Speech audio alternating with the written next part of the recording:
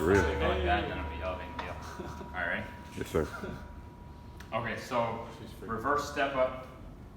First form called Patrick step up. The foot on the box just stays flat. The thing that every step up has in common is that the bottom knee is locked and the bottom toes stay up. That way you can't cheat and you don't bounce on the floor. You always pause on the floor. So if you pause on the floor with knee locked and toes elevated, then you have to work this leg. And the last point, if you're coaching someone, or this is why we have you center your form, if your ass is behind your heel, then you're not really working your leg. So your ass can't be behind your heel. As long as your butt at the bottom is in front of your heel, you're good. And you balance at the top and you don't tap that leg to the box ever. Try your hardest to balance and stabilize that VMO. So this would be the simplest form, but there are a couple other forms, and you would load this. You could hold dumbbells, you can load bar on back. There are a couple other forms. This is the base and probably the only one you have to have. But there's one where you lift your own heel called the Peterson step up. This would be particularly good for someone who's trying to get their foot strength to match their knee strength. So I would be most inclined to use this with someone who already has crazy strong knees but weaker feet.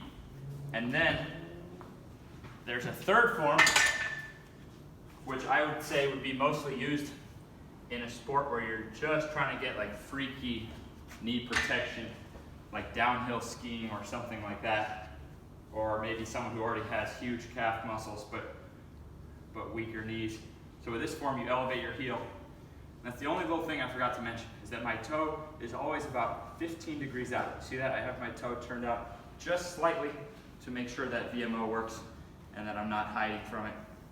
So with this form, the heel stays elevated, and this really is going to hit that VMO the hardest. So this is the hardest form purely on the VMO.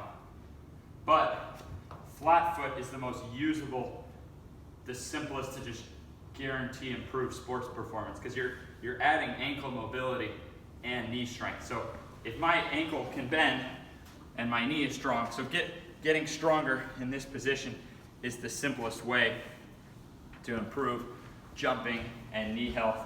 And as I showed you, if you have elite knee health trying to bring up your foot strength, you'd have to lift your own foot and you'd have to get the bottom heel off the ground before the top heel hits the box.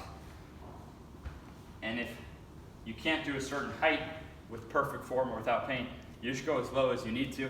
And I even have had 80-year-olds do this exercise literally standing on the floor and just reaching in front of their toe and then balancing, reaching in front. So you can gradually, anyone can gradually progress at this.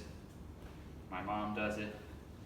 And I find that 6 inches is about as high as you need to go regardless of foot size, because a guy with huge feet, if he does this exercise, then his ankle's gonna be farther back and it's gonna require him to bend more to get there. You see that? Or if you have tiny feet and you're a short person. So it ends up kind of equaling out. You would think a bigger person would need a bigger box. It evens out. So 6 inches, which is 15 centimeters, I find is perfect for this exercise, regardless of whether you're working up with flat foot, Patrick version, or lifting your heel, Peterson version, or manually